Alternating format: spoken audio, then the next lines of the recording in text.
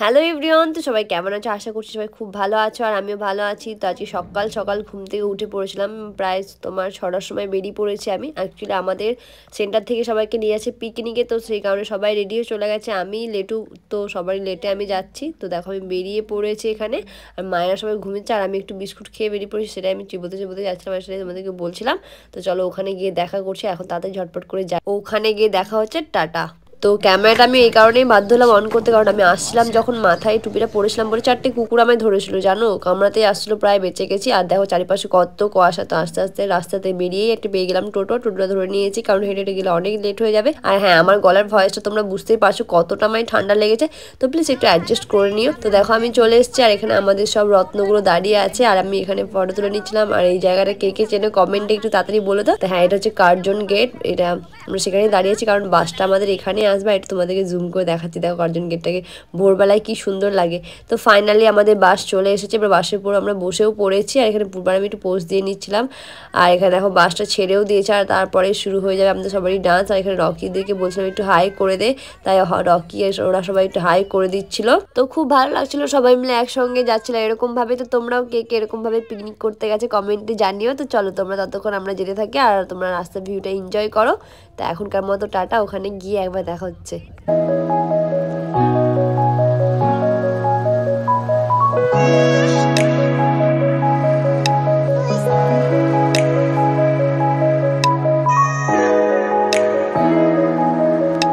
তারপরে বাসের মধ্যে যেতে যেতেই তো সবাই মিলে ডান্স করছিল গান লাগিয়ে। আর আমার যেহেতু বাসে চাপলে বমি পায় বলে আমি চুপচাপ ওষুধ খেয়ে এক জায়গাতে বসে পড়েছিলাম। তো তোমাদেরও কার কার এই প্রবলেমটা একটু হয় বলবে।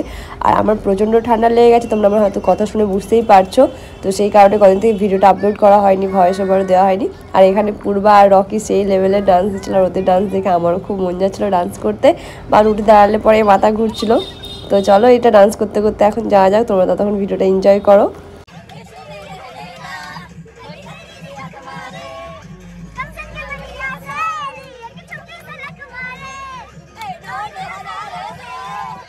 তারপরে ওদের ডান্স দেখতে দেখতে আমারও নাচতে খুব ইচ্ছে করছিল, তাই আমি একটু বসে বসে নেচে নিয়েছি। তো নাচতে নাচতে দেখো আমরা চলে এসেছি আমাদের গন্তব্যস্থলেতে। তো হ্যাঁ, এখন আমরা যখন এসেছি তখন 1 ঘন্টা লেগেছে বর্ধমান থেকে আসতে, বেশি কোনো টাইম লাগেনি। কিন্তু তবুও যখন নেমেছে এখানে সকাল 10টা বাজে, তাও চারিপাশটা কত কুয়াশাতে ভর্তি, তোমরা একটু পরেই দেখতে পারবে, তোমরা নিজেরাই দেখে নাও। আর হ্যাঁ, এই জায়গাটা ভালোই ছিল ছোটোখাটো পিকনিকের জন্য। যে সাইডে দেখছো ওখানে একটা পার্ক আছে, সেগুলো তোমাকে ভিডিওতে দেখাবো পার্কের মধ্যে কী আছে না আছে। আর এখানে দেখো ছেলেগুলোর নামার পরে ওদেরকে কাজে লাগিয়ে দিয়েছে দাদারা সবাই, কারণ ওরাই তো আছে কাজ করার জন্য। তো জায়গাটা তোমাদের দেখাচ্ছি, দেখো দেখো জায়গাটা এত সুন্দর।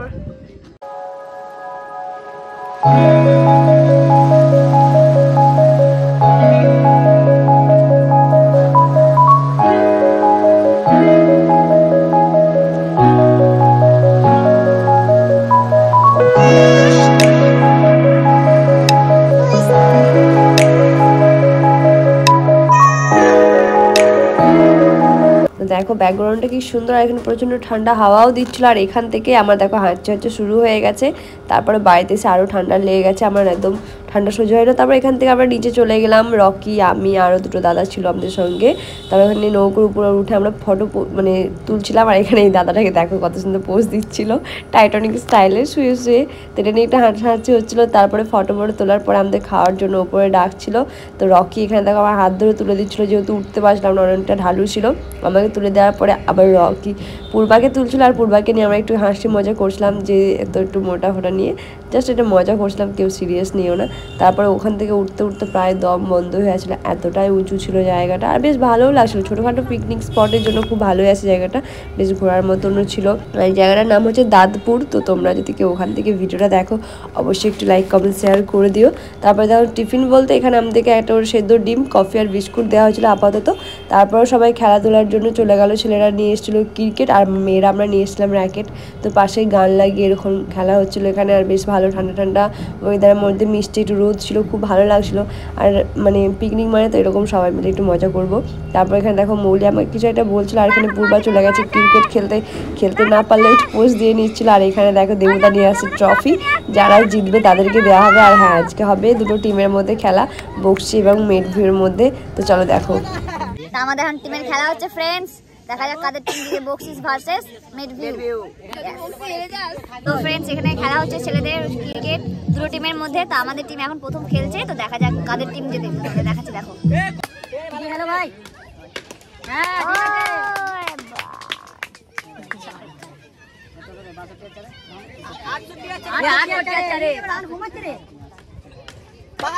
এখন অন্য টিমের খেলা হচ্ছে। তো এইখানে হাড্ডাহাড্ডি লড়াই চলছে, মন খারাপ নিয়ে বসেছিলাম, মনে হচ্ছিল যেন আমাদের টিমটা হেরে যাবে। আর এখানে পূর্বার কীর্তি দেখো, তোমরা নিজের মুখে শুনে নাও। আমাকে ভালো লাগছে, কিছু হোক না হোক আমাকে ভালো লাগা চাই। খুব টান টান অবস্থা, জানি না কে জিতবে, এখন অনেক চলছে খেলা।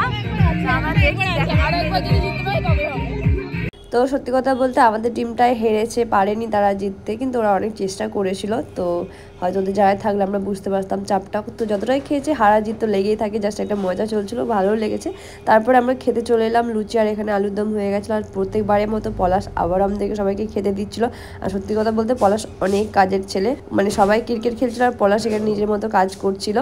আর পলাশ যা কাজ করে সত্যি কথা বলতে আমরা মেয়েরাও হয়তো অত কাজ করি না, খুব ভালো ছেলে। তো তোমাদের যদি কারো প্রয়োজন হয় পলাশের সঙ্গে কথা বলবে, আমার সঙ্গে কন্ট্যাক্ট করতে পারো। তো দেখো এখানে আমরা খাওয়া দাওয়া করে নিয়েছিলাম, এখানে পূর্বার আমি খেতে বসে পড়েছি, আর লুচিটাও ভালো হয়েছিল খেতে। তারপরে খাওয়া দাওয়ার পরে আমরা আবার একটু ঘুরতে বেরোবো। তো তার আগে আমি বেশ কটা দেখো ধুতরো ফুল তুলে নিয়েছিলাম সাদা রঙের, আর আমার খুব ভালো লাগছিলো দেখতে। অনেকদিন পর দেখতে পেলাম, কারণ আমাদের দিয়ে দেখতেই পায় না এসব ফুল গাছ, কারণ সব দিকে তো চারিপাশে বিল্ডিং। তো দেখো বেশ ভালো লাগছিলো দেখতে। তাই আমি ভাবলাম যে যখন নৌকোতে চাপবো তখন আমি এটা নিয়ে বসবো, কটা ভিডিও বানাবো। তো দেখো আমরা এখন নৌকো করে ওপারে যাবো, আর তার জন্য আমি ফুলগুলো তুলে নিয়েছি।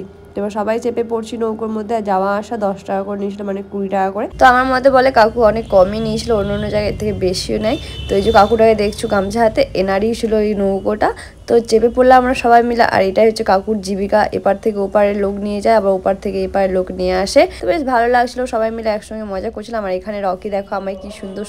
তো এখান থেকে দেখো রকি আমায় কি সুন্দর ফুল তুলে দিচ্ছিল। আর এটা দেখে পূর্বার হিংসা হচ্ছিল, কিন্তু নো প্রবলেম, পূর্বা তুই হিংসা করতে থাক, আমরা দু ভাই বোন এরকম এনজয় করতে থাকি। তো তারপরে দেখলাম উজ্জ্বল এখানে হঠাৎ করে টাইটানিকের পোজ দিতে শুরু করেছে।